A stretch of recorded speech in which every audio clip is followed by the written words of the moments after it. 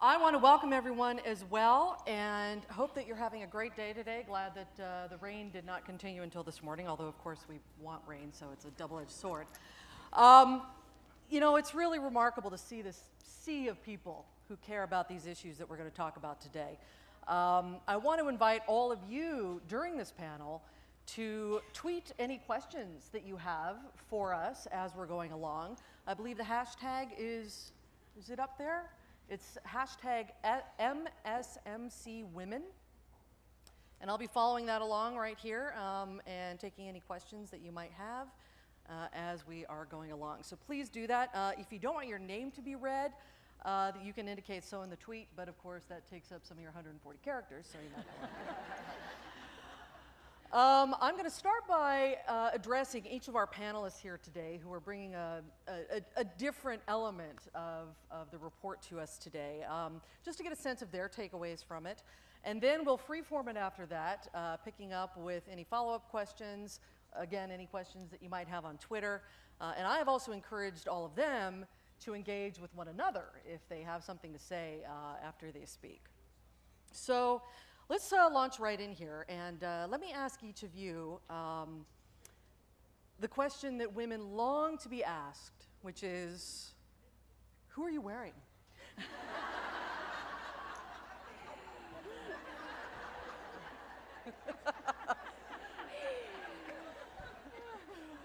Kidding. I want to know about Anna's shoes, so. Oh, so we want to know about Anna's shoes, so. Yeah, absolutely. Aldo. Oh, well,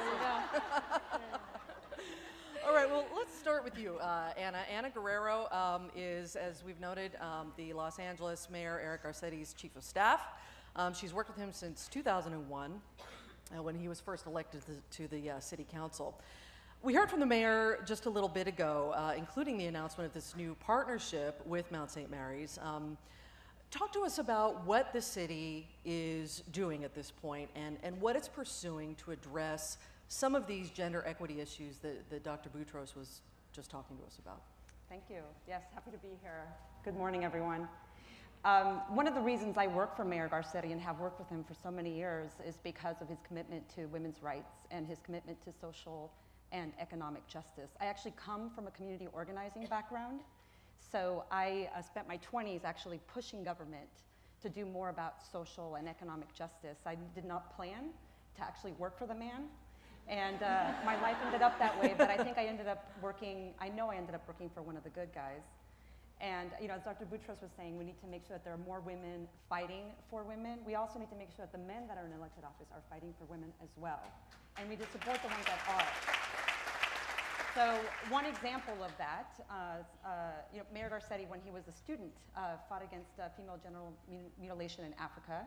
And then in 2002 or 2003, passed CEDAW, which one of the few, the city of Los Angeles is one of the few local municipalities to pass that ordinance. And he has recently challenged mayors across the country to pass a similar ordinance. So we're doing those things. On a very practical level, and speaking to some of the issues that Dr. Boutros brought up, we've also, the mayor has made a commitment to make sure that we have more women or a city hall that looks more like Los Angeles. So of the 300 or so commissioners that, volunteer commissioners that help us run the city, the mayor made a commitment when he was elected to make sure that over 50% of those were women. So I actually have with me several of most of our commissioners from the Commission on Status of Women who are here. Maybe they could stand for a second, because they have been amazing as helping us do this work. And in December, we met our goal. For the first time in the city of Los Angeles, over 50% of our commissioners are women, which is amazing that it took this long to meet that goal. And that's important because being a commissioner is on-the-ground training for running for public office. It's an opportunity to learn about how government works and also to elevate your profile. And we hope and we encourage these women to run for office. Now, speaking to the study, we are very excited to partner with Mount St. Mary's College, because one of the very important things about Mayor Garcetti is that he's a data-driven mayor, as he said in the video. So we will be working with Mount St. Mary's College on several briefs on the issues of workforce development, city leadership, veterans issues, and public safety to see how we're doing at serving women in the city of Los Angeles. And what's unprecedented about this is that we are going to make this data public, and we're going to use it to set goals so that we can measure ourselves. The same way we did in setting a goal to have a majority of women commissioners, this data will help us set very practical, achievable goals to serve women better. All right, great.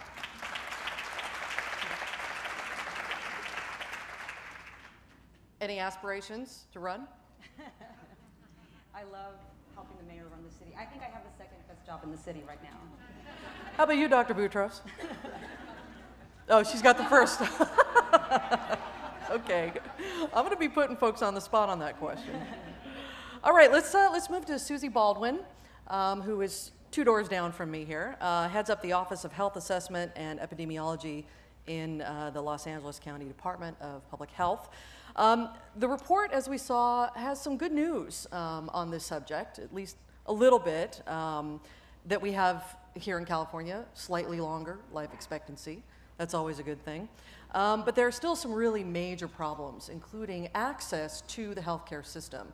Now, I know Dr. Boutros outlined a little bit what the Affordable Care Act is doing to help change that, but what would you say are maybe the 3 top health-related issues that we are facing here in Los Angeles County at this point, and what's causing them? Well, coming from the Department of Public Health, we look at population factors for health status and health risks. So if you ask me what the 3 most important things are that trouble women in Los Angeles County with their health, you might say, looking out in the audience, well, for you, it's your migraine headaches, and for you, it's arthritis, and for you, you're battling leukemia. And for you, you are very stressed out and unhappy because your child has a developmental disorder and your household is being is stressed all the time trying to deal with your child. But from a public health perspective, we look at the overall causes. And the first one, I would say, the most important one, is poverty. And poverty, people might think, well, poverty is an economic issue, it's a social issue, but is it really a health issue? And yes, it is. If we could lift people out of poverty, we would eliminate a lot of the health disparities that we see. Poverty is associated with many, many negative health outcomes. It's been documented in hundreds of studies over the years. Some of the most important things we see are, this is somewhat obvious, is that poor people, poor women and girls are more likely to experience what we call food insecurity. It used to be called hunger or severe hunger. They changed the terminology a few years ago. And in Los Angeles County, 42% of women who live in poverty are food insecure, meaning that they responded to a series of questions asking them if they had enough food for their family, if they had to forego other things to buy food, if they had to miss meals, if they had to stretch food out for their family to get through the week.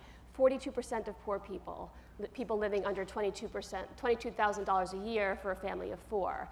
And because Los Angeles is such an expensive place to live, even people who make what we call up to 200% of the federal poverty level, which is about $42,000 a year income for a family of 4, a lot of those families have a difficult time having enough food to eat, over 25%.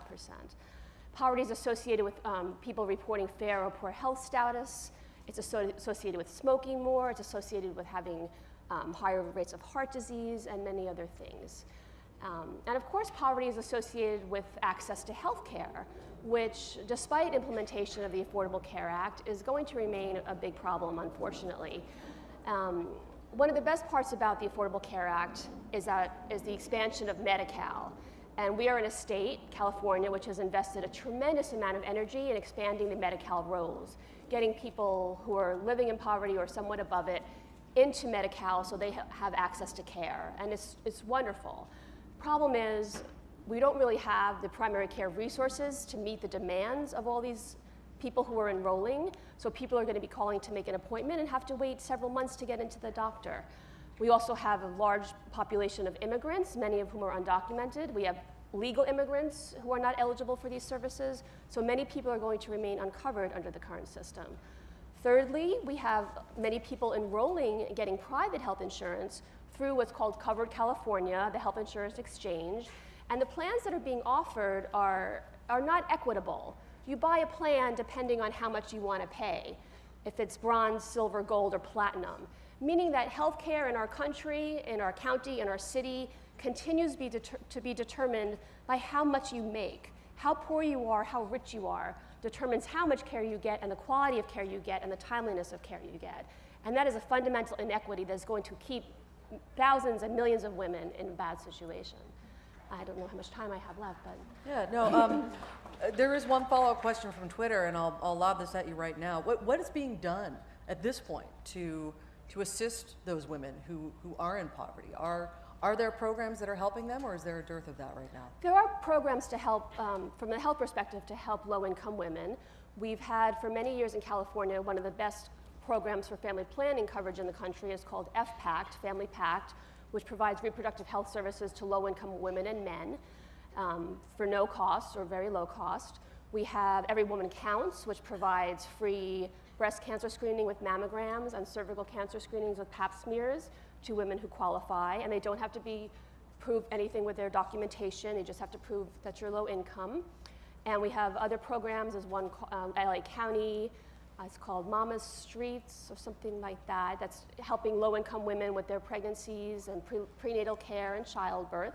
So there are steps. It's piecemeal programs, which is the problem with our whole healthcare system.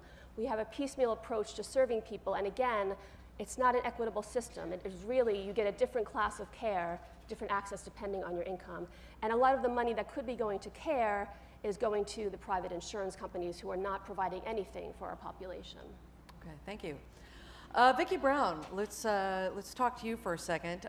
Vicki is the founder of a firm that helps other companies with their human resources issues, correct? And she's headquartered in West Hollywood.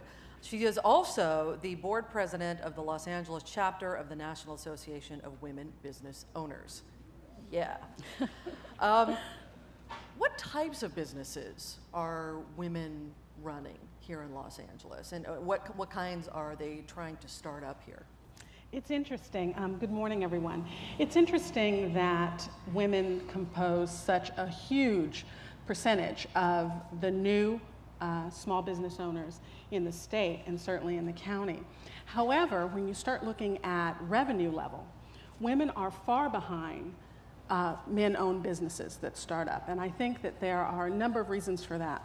You asked the question, what types of businesses are women starting? Certainly to some extent across the female population and the male population, startup business owners are really looking at lifestyle businesses, just enough to provide income for me and for my family. But there is another segment of business owners that are starting to really provide jobs for others and to grow their business. I happen to be one of those with a very large vision. We're going to be a $50 million company before I die. So I have a lot of work to do. But so when you're looking at that segment of the population and you look at the women in that segment of the population, they really don't have, and unfortunately it is changing, but it is still true that the women don't have the kind of access to capital. When you're building a business and you can provide capital to grow and scale, that creates a different experience for you in growth in your business. Not only are you getting generally from the venture capital community, not only are you getting financing and money, but you're getting access to experts with Rolodexes of experts that you can call on and can help support you in your growth. I find the largest gap that happens both for women and men, but certainly, and I am an offender, but certainly for women business owners, is not truly understanding the numbers. I would say certainly to the women who are studying here at the university, you definitely have to know the numbers. You need to know the difference between a balance sheet and a P&L, and that's never going to change. So if you have an opportunity to learn that, learn the numbers, learn how to read them. It does matter. It's just not a matter of I have more money in the business account than I spent this month. If you're planning on growing, you're going to have to understand how you're getting your capital, how you're getting your revenue, and how you're going to spend it, how you're going to scale, what that price model is going to look like, how you're going to cost out those services. If you're in a business like I am, we don't make widgets. So I don't have an inventory of actual pieces of anything. I have an inventory of people. So our time and our expertise is what I have to think about charging for. So you really have to understand how to do a pricing model. You have to understand how to read your balance sheet. It's just critically important. And I can't say it enough because I find a number of businesses that get stuck in that area. You're doing very, very well. You scale, you get an account with a big box store, and then you go out of business because you can't service the account. So it's just critically important. When you talk about the problem being access to capital, would you argue then that the bigger problem is that women don't know how to approach it and don't know what to do to get it, versus what we always hear, which is, you know, that the venture capitalists are not really looking for women to start businesses? I think that it actually is both. I think on the, you can't really put the specter of the male venture capitalists up there and just say, well, that's the problem. Yeah. That's not the sole source of the problem. The problem certainly is that women they don't know where to go, or there aren't enough avenues for them to seek out where to go. They can't gather the information. One of the critically important things, I know people talk about mentors all the time. I want a mentor. If I have a mentor, then that can really support me in my career and in growing my business. What you really need is a sponsor. You need someone who not only can help guide you and give you information and help you grow, but has access. Access is actually more important than capital. Access will give you the expertise to support you in areas that you have no knowledge of, that's critical to your business. So you really have to, I think if you partner with someone who can give you access, then that's even more important than capital. And there are a tremendous amount of women leaders out there. The head of Oracle is a woman, the head of Intel is a woman, the head of NBC News is a woman that I worked with a million years ago. I need to call her.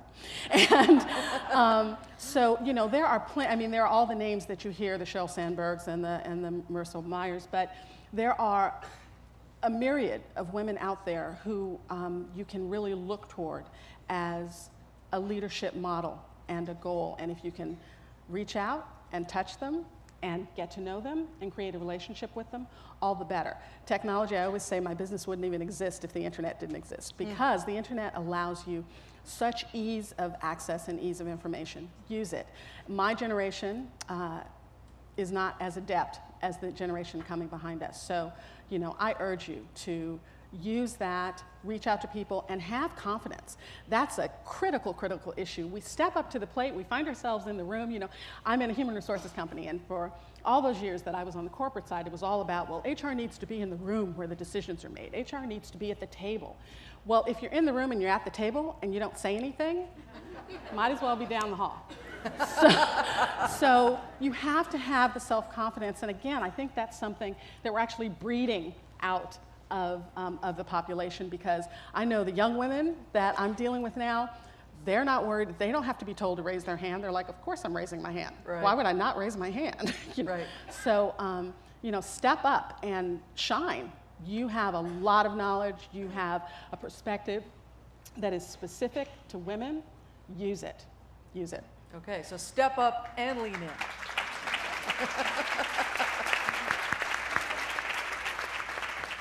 All right, next to me I have Erica Anderson. She is the publisher of Los Angeles Magazine, and she leads the company's business departments alongside Mary Melton on the editorial side, right? She has also worked at Time Life and at Golf Magazine, I read. So do you want to share your handicap? My swing. Your swing. Really. Yeah, okay, your handicap is your swing. Yeah, That took me a minute, but, sorry. Yeah. No, I don't want to share it at all. Okay. You know, I have to say, I think it's so heartening that two women run this magazine. I just have to say that right out front is awesome. And I know that one of your key initiatives is getting more women into positions of power, as Dr. Boutros was talking about, as I think we all hope in this room. So tell us a little bit about how you're going about that, and I'm curious why you think it's still such a struggle. Great questions. So to take a step back, our lens as a media company here in Southern California, we not only do we think about creating amazing content and chronicling what happens in Los Angeles, we also think about some of the other companies that are helping fuel all of that. Advertising agencies, marketing companies, PR firms. And actually, those are wonderful companies for women to work within. They skew very female. Women are great collaborators. They're communicators. They understand nuance. They're detail-oriented. I think Los Angeles Magazine is very representative of this. We're actually 80% female. We love men. We just don't hire them as many as we do with women. And actually, one area of media that I'd like to bring up that actually gives us a little bit of pause is Silicon Beach and the rise of Netflix, Pandora, Facebook. These are companies that are going to be fueling our economic future as a city in innovative and media technology, and they skew so male. People coming into these industries are coming out of computer science, technology. These are communications companies. These are not complex organizations, but for some reason, women are not coming into them in the same propensity that they are in traditional media. So I urge all of us to be a little mindful of that, because as a rising economic engine for our city, I'd love for us to have an important seat at the table. We've been thinking a lot about the seat at the table issue when it comes to chronicling what's happening with women in leadership here in Los Angeles, and I love what Vicki just did. She said, I'm going to be a $50 million company, over the course of my career. When we went out to, let me step back. Every day we think about the mythology of Los Angeles. We're not necessarily well known to other cities around the country. We're sometimes the butt of jokes, right? And Los Angeles women also are a little bit myths to most people. So we decided, you know what?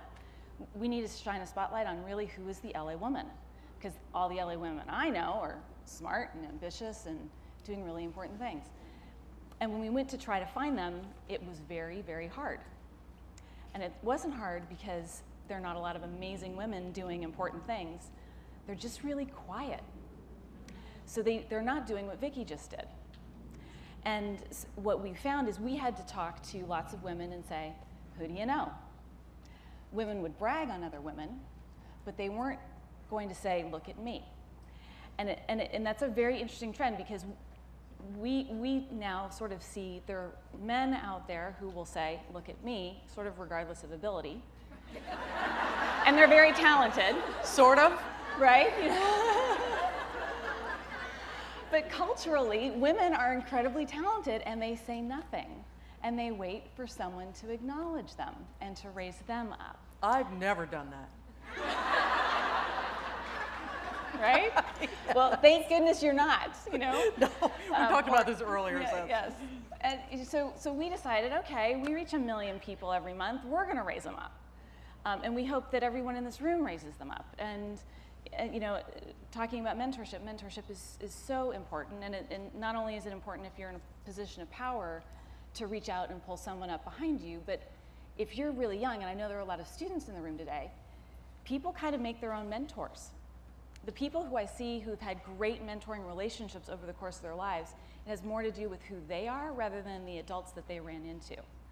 Because they're initiating, tell me how to learn what you do. Who do you know? The access issue, it's so important.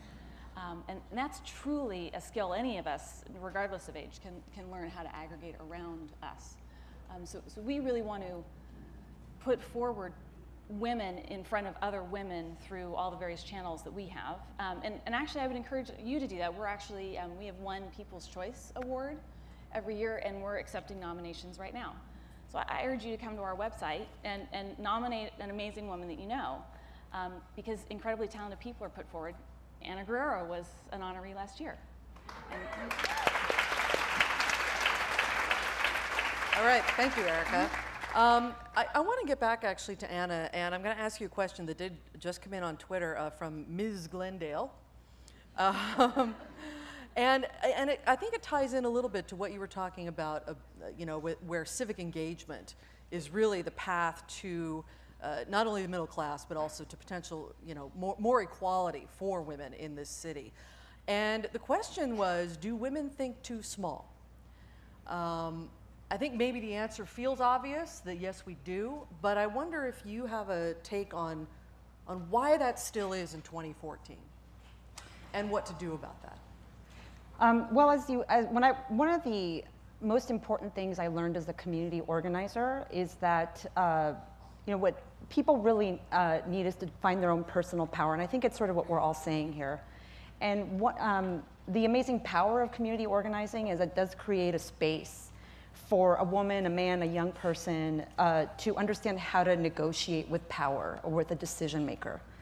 And the skills that one learns from negotiating with power, say with a public official or with your boss, for example, like that skill of asking for what you want, even if it's small, is an important skill to learn, because if you ask for what you want and you get it, and you think about how you got that, then that's a skill that you can apply to all the institutions, to all the decision makers in your life. So for someone like me, for example, I grew up in poverty. I grew up feeling like, that the quieter, sort of the lower I lay, the better, right? It's just made more sense. Right. So, there's a lot of people like me that grow up afraid of power. They don't seek it out. But when you engage in community organizing, when you engage in civic life, it does provide that opportunity for you to understand your own power, which is why I believe so deeply that getting involved in your community is very important to improving your quality of life. Because as you learn to engage, as I said, with the captain of your police station, because you want to figure out how to reduce crime in your neighborhood, something triggers inside of you. And then you can use that to deal with your children's teachers, with your boss, with your husband, with your neighbor. And it completely changes your life. And so many people don't discover that. Many women in this room, maybe grew up comfortable with power and with asking for what they want. Many of us didn't. But we can learn that, we can experience that through community organizing. And I'm so proud of Mayor Garcetti for the fact that he has allowed me to infuse our work with community organizing. So we do a Government 101 training, and we're about to partner with the Pat Brown Institute to launch a civic university, which will start in May. And the long-term goal of that vision is to eventually create a certificate, non-credit, 6-week course on how government works and how to make it work for you. So I can't express enough the importance of getting involved in your community and how that can improve all aspects of your life. Okay, thank you.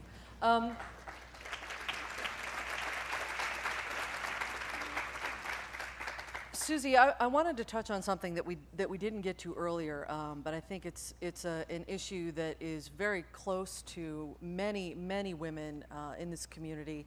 I was startled to see in the report that when it comes to intimate partner violence, the rate among women in California is so much higher than the national average.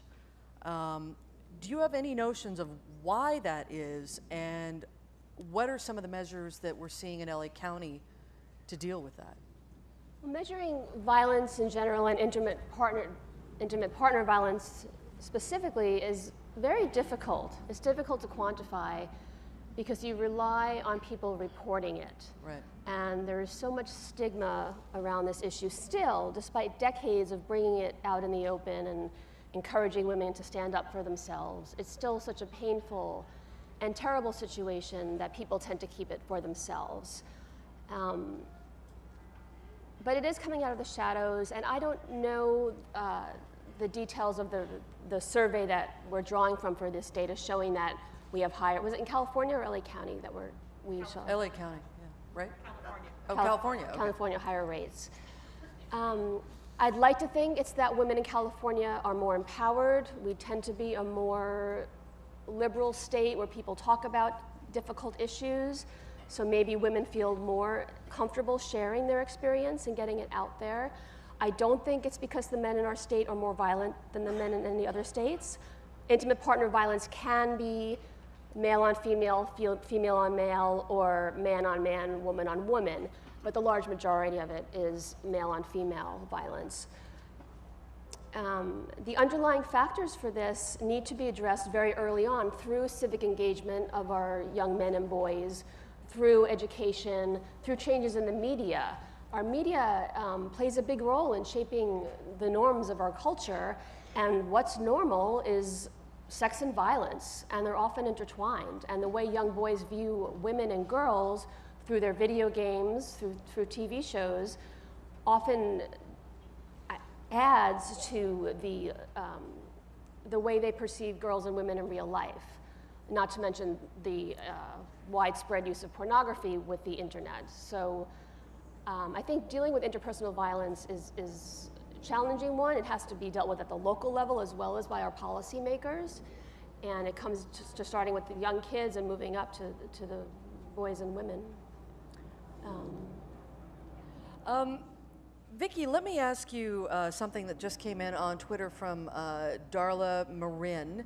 And we were talking about mentors earlier, and she's wondering, you know, for young women who don't have access to mentors, are there ways that we, who could be mentors, can figure out how to make ourselves available? This is my plug for NAWBO. So I will say that becoming involved, if you have I've been very, very fortunate in my life. I have had wonderful mentors, female and male. As a matter of fact, I started my company because a man told me to. No, that's a horrible thing to say. But I too was very comfortable being number two. I was the senior HR person that sat on the shoulder of the CEO and whispered in his or her ear and said, did you think about the workforce? Well, this is going to be the backlash, and this is how you should communicate that particular policy. So that was me. But I was working with someone who saw something in me and said, you should think about starting your own company. And I said no. And I fought him on that until he finally hired me to do so many things. I had to start my own company. So I would say that as far as mentors and sponsors are concerned, women are very important, but men also have tremendous value there. So don't cut yourself off from an opportunity. For those of us who have achieved a level of success, I would say that you have to make an effort. Become involved with your local Chamber of Commerce. Become involved with the National Association of Women Business Owners. Get involved in civic organizations. You have to get out there. If you stay in, when I started my business, I went in and I was like, I just want a client. If I can just get a client, that will be good. So I did everything I could to get a client, and I can't talk to you right now because I need to get a client. And then I find out, oh, you wanted to talk to me about a client? You're kidding. So you have to come out of your rabbit hole. You have to look around. There's an entire world out there available to you. So if we want to make our services available to young women or young men, we have to get out there and make ourselves visible. Get involved in civic organizations. Attend events that are attend a walkathon. You have no idea who you're going to meet at a walkathon or a runathon. You just don't know. So there are a million things to do in this city. We are very, very fortunate that we don't have to create things out of nothing. There's a tremendous opportunity here, but you have to get off your couch and out of your house. You gonna run for office? I'm sorry? You gonna run for office? No. However, based on my experience with really being kind of pushed into running a company, and I actually said to him, no, I love being number two. That sounded very familiar, run for office. All right, Susie? Susie, you gonna run for office? No. Erica? Okay, I'm gonna get one yes. All right, that's all the time we have for this panel. Thank you all so much. It's been terrific.